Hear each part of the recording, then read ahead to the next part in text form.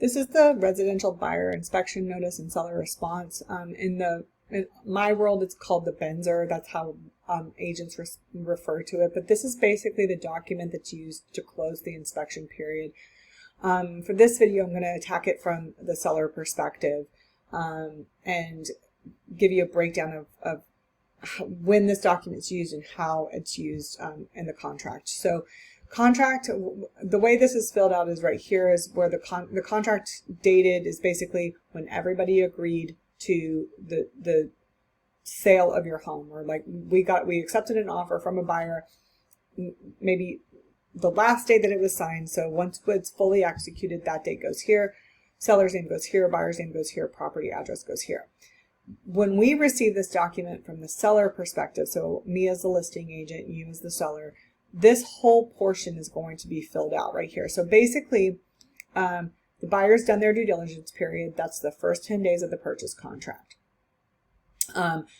From that perspective, once the buyer once they send us this document, let's say they have a full 10-day inspection period, which is standard in the contract, they send it to us on day one. That's great. Their inspection period is closed and they can't make any more changes and they can't cancel outside of the reasons that they've given us in this document. So in a perfect world for a seller, we get the box check that says that the premises is accepted. They're not asking the seller to make any repairs whatsoever.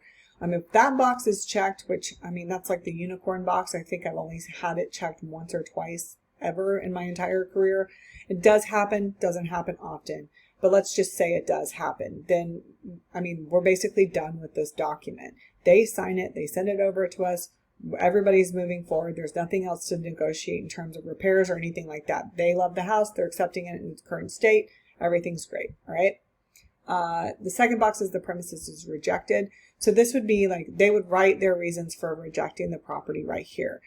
It happens from time to time. It's not an ideal situation. Sometimes there are reasons beyond the seller's control. I actually had it happen where a buyer canceled because there were massive foundational cracks that were discovered during the home inspection, and we had to cancel because the property wasn't safe. And we obviously wrote the reasons that we were canceling here. But it could be something as as significant as major foundational issues to maybe the buyer didn't really do a bunch of due diligence. They loved the property, but it was a little outside of the area they wanted to be in. They realized that their commute was going to be insanely long and it wasn't something that they were willing to do. So they're canceling for that reason. And in that case, that's the whole point of them doing their due diligence and taking advantage of that time period. So they can essentially cancel for any reason whatsoever within that inspection period.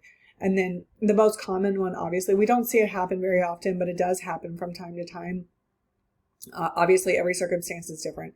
But the most common one is that the buyer is going to give you an opportunity to fix or address issues that have come up during the home inspection. And so this, by fixing or addressing it, means they're going to give you the opportunity to either go ahead and make the repairs prior to closing, or they're going to ask for some sort of closing cost credit that would go right here. So they would outline the repairs that are of the biggest concern. Hopefully they got estimates and they're not just guessing on a repair cost, but let's just say they give us, and down here they say that they're willing to accept a closing cost credit in lieu of repairs. That's pretty common. We see it happen a lot, but just so you're aware, that's something that we'll see right here in this section. If the wording is unclear, then we'll try to clean it up at some point. There's times where sometimes a buyer doesn't do a home inspection. If that's the case, then the buyer's agent would have the buyer sign their waiver of inspections. Again, then there's nothing really to address because they waived their right to do a home inspection. So there's no repairs that they're really going to ask for because they didn't do a home inspection, so they're not aware of anything. So this is where it affects you, the seller, is the seller's response. Okay, so we get all of this filled out, right? However many repairs or whatever the buyer's asking for here, or maybe they're saying that they're willing to they want you to make XYZ repairs, or they want a closing cost credit of $2,000 or $3,000 for the repairs. Down here is where the seller would respond. So we could check the box that says you're agreeing to correct or address the items disapproved in the first section. That means you're giving them what they want.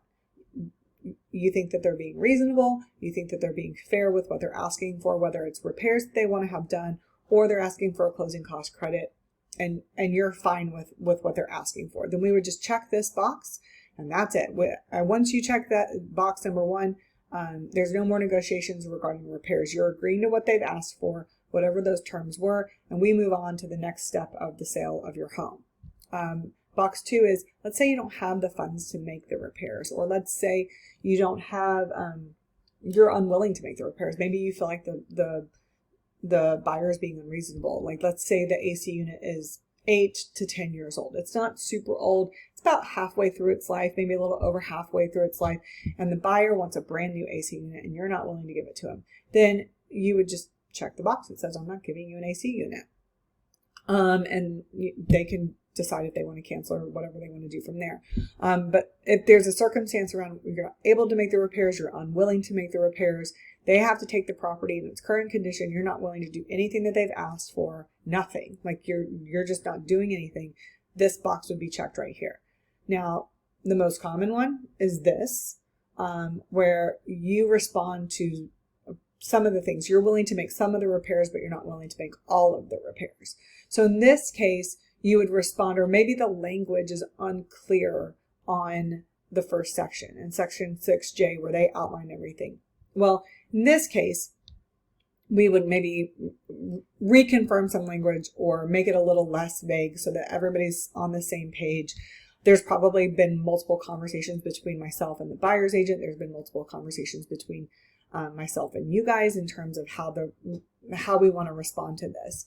So we have 5 days, by the way, from when we get the document to respond to them. So let's say we feel like the repairs that they're asking for are reasonable, but the dollar amount is not reasonable for the repairs that have to be done, or you don't feel it's reasonable. Then that gives us a couple days for you to get some estimates for some of the bigger ticket items and determine, do you want to make the repairs or not? Do you want to give them a closing cost credit and not deal with it or not? Or what you're willing to do.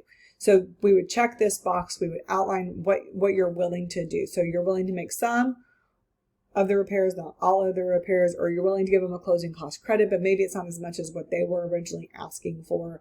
We would outline all of that here. Now, at that point, unless box number 2 is checked, or box number 1 up here is checked, so the seller agrees to correct or address the items disapproved by the buyer. If this box is not checked, once we check 1 or 2, box 2 or 3 here, now the buyer has 5 days to respond to us on how they choose to move forward. So in this case, they could either, based on our response here, if box 2 or 3 is checked, then they have the option to cancel the contract, or they're willing to accept your response. And so the way this works is you have about 10 days from the start of the inspection period.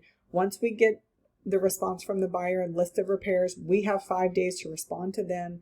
And then depending on which boxes are checked, if a buyer's response is required, they have 5 days to respond to us. So this can drag out for quite some time, but it's a necessary part of making sure that the deal goes smoothly.